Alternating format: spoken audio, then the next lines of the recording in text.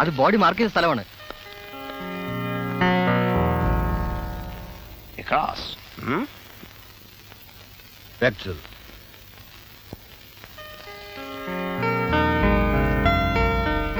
ഇത് തലയല്ലേ? അല്ല സാർ, അത് കാലാണ്. ഇത് കൈ, ഇത് തല. മാർക്കിംഗ് ഒന്നും കറക്റ്റ് അല്ല. മാർക്കിംഗ് കറക്റ്റ് ആണ് സാർ. ആര് പറഞ്ഞു? അത് നിങ്ങളാണോ തീരുമാനിക്കാൻ? സാർ അത് എങ്കിൽ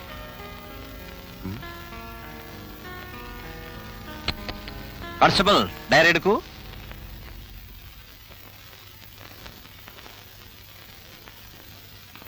ആ ടേപ്പും എടുക്കൂ കോൺസ്റ്റബിൾ. എന്നിട്ട്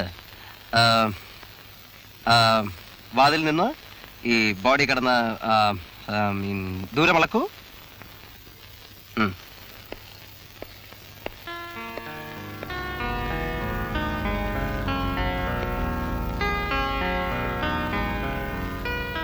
എത്രയുണ്ട്?